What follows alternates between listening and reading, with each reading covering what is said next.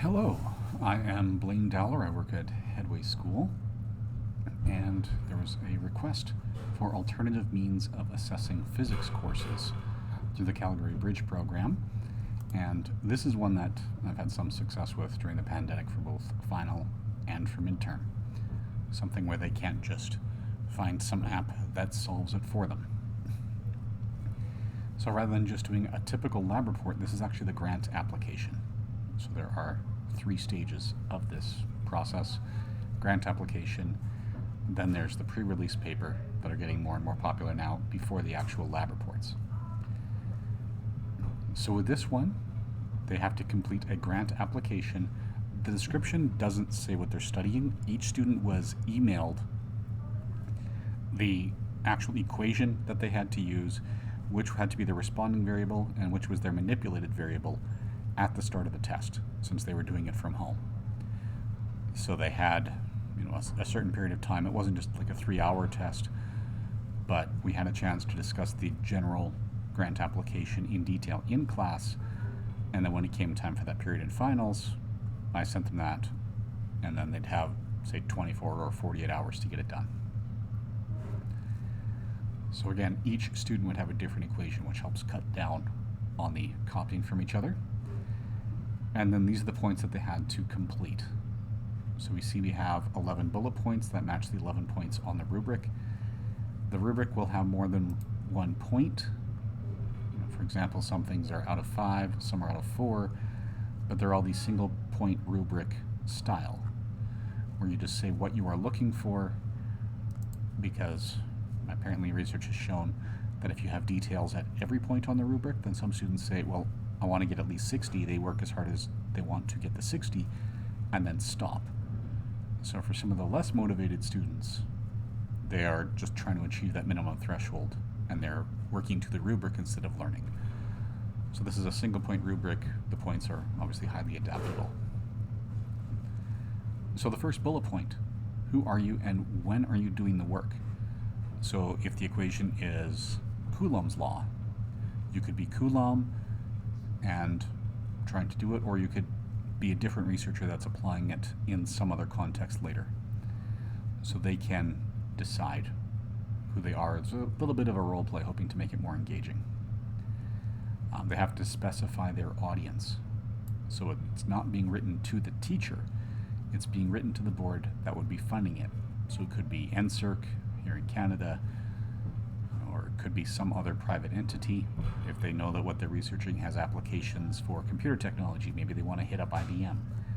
So that has to be part of it, and it shows some thought, because they have to connect who they are applying to their work. The research topic. So again, they get the equation with the manipulated and responding variable, but they have to decide what they are doing with it. So what are they trying to find? So with Coulomb's law, if the manipulated variable is the distance and the responding variable is the force, they can choose whether they are trying to measure the charge of an inner particle using a particle accelerator today, or if they want to measure Coulomb's constant, as Coulomb did back in the day. So they have that freedom.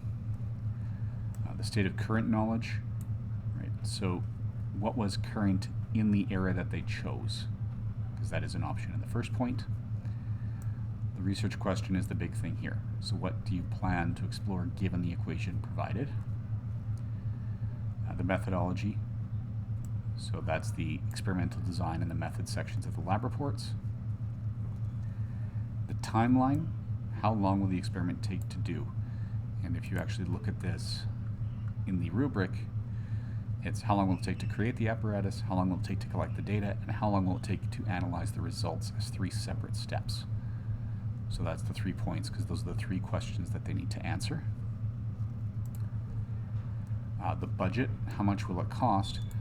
And yes, online inflation calculators. If they're doing it in 1800, you have to retroactively figure out what it would have cost in 1800.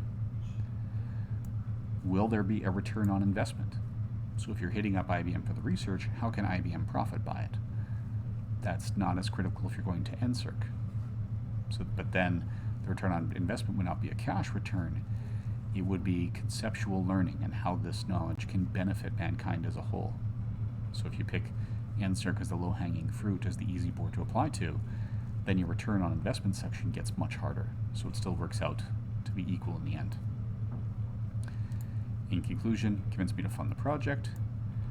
And then there's the mechanics. I have spelling, grammar, and so forth. This YouTube video, the Physics 20 grant application video we see at the bottom here, is one more student specific. So I won't share it here because I don't remember if that was recorded live in class or not.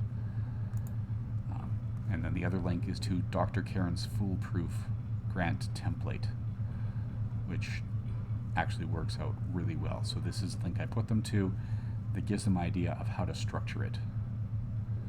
So it's actually a very good grant application template, and the whole idea of the grant application is more of an authentic task, because if you are going to be doing any research in the long term, this is the kind of way that you would do it.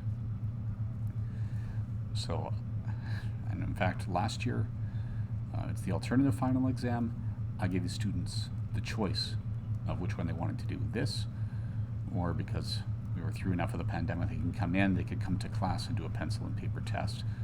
But if they were opting to work from home and had to do the final exam there during the pandemic, the grant application was their only option. And I did have positive feedback. Some of the students who are normally struggling found this a lot more interesting and engaging because of the role play elements than the regular parts, but they do still have to show me some depth of understanding of the physics and how it applies to the world around them in order to do well with the return on investment, with the experimental design, the research topic, the research question. So they have to also know some of the history and putting it in, which some of them actually really enjoyed. So anyway, that is the basic idea for the grant application alternative assessment.